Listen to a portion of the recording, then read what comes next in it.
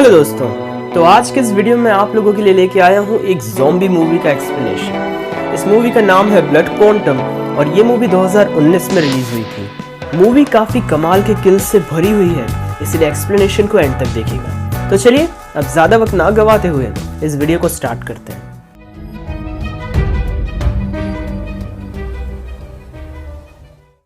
तो मूवी की शुरुआत 1981 में होती है और हम रेड क्रो इंडियन रिजर्वेशन नाम की एक जगह को देखते हैं जहाँ पे एक फिशरमैन मछलियाँ पकड़ रहा होता है। इस आदमी का नाम गिसिगू होता है और ये मछलियों को पकड़ने के बाद उन्हें साफ कर रहा होता है। उन मछलियों को मरे हुए काफ़ी टाइम हो चुका होता है, लेकिन फिर भी वो अपने आप हिलने लगती हैं। गिसिगू अपने बेटे ट्रेलर को बुलाता है जो कि उस जगह का शेरिफ भी होता है। गिसिगू उसे उन मछलियों को देखने के लिए कहता है और वो उन्हें देख के एकदम से सरप्राइज्ड हो जाता है कि ये मरने के बाद भी अपने आप कैसे हिल रही हैं। ट्रेलर सजेस्ट करता है कि उन्हें इन मछलियों को जला देना चाहिए और इसके बाद वो गिसिगू के साथ मिलके उन सारी मछलियों को जला देता है। यहाँ तक कि वो मछलियाँ जब आग में होती हैं तब भी अपने आप हिल रही होती हैं। ट्रेलर के दो बेटे भी होते हैं जिनका नाम जोसेफ और लाइजोल होता है। हम देखते हैं कि उन दोनों को एक सेल में बंद करके रखा गया होता है, लेकिन तभी उनके सामने एक आदमी आता है जो खून की उल्टियाँ कर रहा होता है।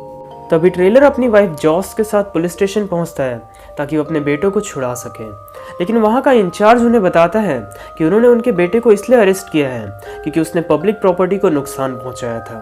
ट्रेलर उस पुलिस इंस्पेक्टर के साथ उस सेल में जाता है और वहां पे वो उल्टी करते हुए आदमी को देखता है। वो आदमी पूरी तरह खून में कवर्ड होता है, लेकिन तभी वो एकदम से उठता है और उन सभी पे हमला कर देता है। वो सभी लोग उस आदमी को मारने की कोशिश करते हैं, लेकिन इन सब के बीच वो जोसेफ के हाथ पे काट लेता है। वो पुलिस इंस्पेक्टर किसी तरह उस आदमी को कंट्रोल करता है और तभी सीन चेंज होता है। जोसेफ को उस ज़ॉम्बी ने काट लिया होता है, लेकिन फिर भी वो एकदम ठीक होता है। वो हॉस्पिटल में जाता है जहाँ पे वो अपनी गर्लफ्रेंड चार्ली से मिलता है। चार्ली प्रेग्नेंट होती है और वो हॉस्पिटल में एबॉर्शन कराने के लिए आई होती है, लेकिन एंड मोमेंट पे वो लोग डिसाइड करते हैं कि वो लोग एबॉर्शन नहीं कराएंगे। उसी रात ट्रेलर को एक इमरजेंसी कॉल आता है और वो शुगर नाम के आदमी के घर पे जाता है। वो जैसे ही घर के अंदर एंटर करता है वो देखता है कि शुगर की गर्लफ्रेंड ज़ॉम्बी में कन्वर्ट हो चुकी होती है और वो अपने बच्चे को खा रही होती है। वो ट्रेलर को देखते ही उस पर हमला कर देती है और उसके हाथ पे काट लेती है। ट्रेलर तुरंत ही उस घर से बाहर आता है और बाद में एक शॉटगन से उस लड़की को मार डालता है। इसके बाद ट्रेलर शुगर के साथ ही उस ब्रिज की ओर जाने लगता है। ब्रिज पे उसे एक एम्बुलेंस दिखती है और वो उसके पास जाता है उसे चेक करने के लिए। उस एम्बुलेंस के ऊपर उसका ड्राइवर पड़ा होता है और जैसे ही ट्रेलर उसके पास जाता है वो एकदम से उठने लगता है, लेकिन तभी जॉस उसे शूट करके मार डालती है। एक दूसरी ज़ॉम्बी एम्बुलेंस के अंदर होती है और वो जोसेफ पे हमला करती है। ट्रेलर उस एम्बुलेंस का दरवाजा खोल के उन दोनों को बाहर निकालता है। वो ज़ॉम्बी ट्रेलर पे हमला कर देती है, लेकिन एक आदमी पीछे से चेनसॉ लेके आता है और वो ज़ॉम्बी का सर आधा काट देता है।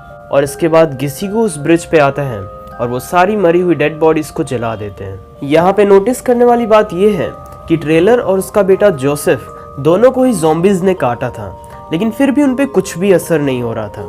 इसके बाद हमें 6 महीने बाद का टाइम दिखाया जाता है और हम देखते हैं कि पूरे कंट्री में ज़ॉम्बी आउटब्रेक हो चुका है, लेकिन हम देखते हैं कि ट्रेलर और उसके फैमिली ने रेड क्रो रिजर्वेशन को पूरा कवर कर दिया होता है और वो कुछ लोकल रेसिडेंट्स के साथ अंदर सेफ रह रहे होते हैं।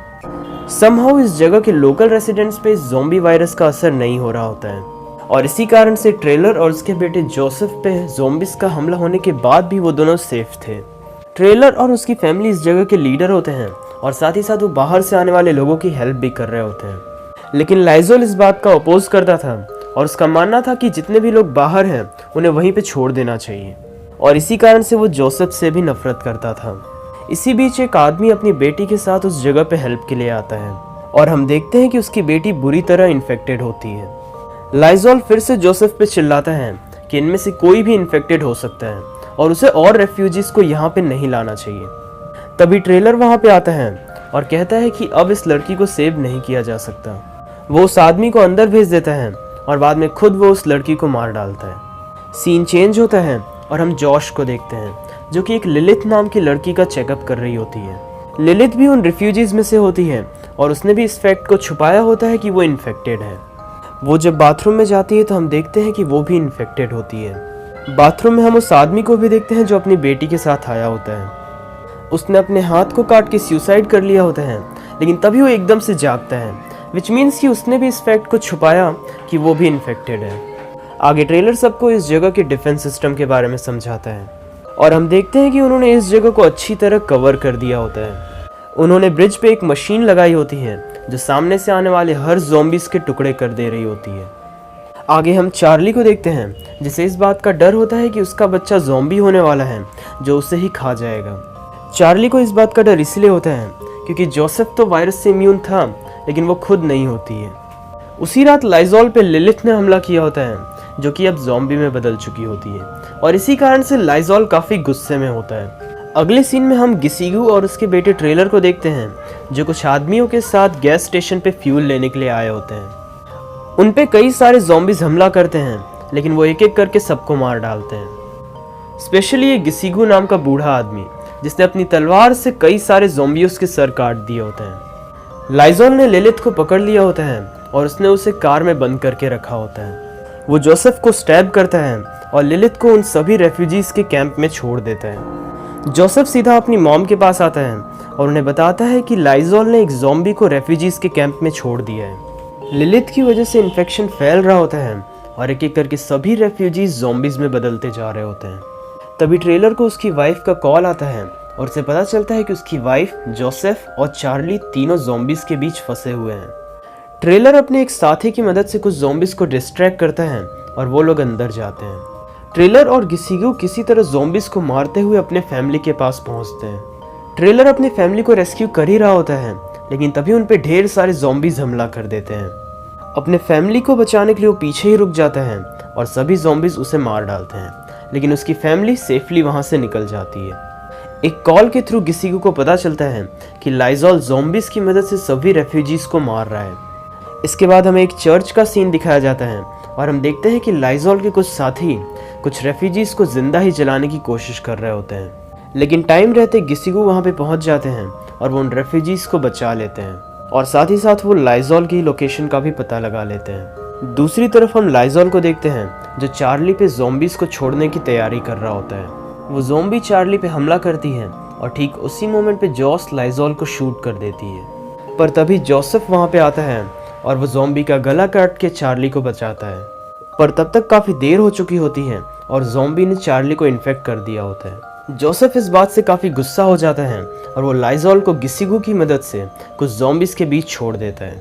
वो ज़ॉम्बीज़ लाइजॉल पे हमला करते हैं और उसे मार डालते हैं। गिसिगू जोसेफ को एक बोट की मदद से चार्ली और जॉश के साथ यहाँ से निकलने के लिए कहता है पर गिसिगू खुद ये डिसाइड करता है कि वो इस जगह को छोड़ के नहीं जाएगा। इसके बाद जोसेफ अपनी गर्लफ्रेंड चार्ली और अपनी मॉम जॉश के साथ वहाँ से निकल जाता है। गिसिगू पे कई सारे ज़ॉम्बीज़ हमला करते हैं और वो उन सभी को मार डालता है।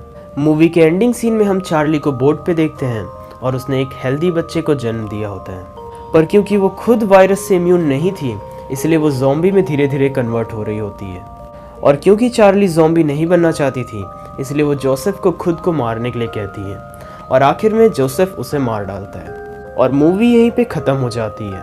तो बेसिकली इस मूवी में हमने देखा कि एक जगह पे वायरस फैल जाता है और एक एक करके लोग ज़ॉम्बी में बदल रहे होते हैं पर उस जगह के लोकल लोग जो थे वो इस वायरस से इम्यून थे। इसका रीज़न तो मूवी में नहीं बताया गया लेकिन हो सकता है कि ये वायरस मछलियों से फैला हो और क्योंकि वहाँ के लोकल लोग उन मछलियों को काफ़ी टाइम से खा रहे होंगे तो धीरे धीरे वो लोग इम्यून हो गए होंगे। तो ये था आज का एक्सप्लेनेशन। उम्मीद करता हूँ कि आपको ये वीडियो पसंद आया होगा। तो चलिए अब मैं निकलता हूँ। Good bye.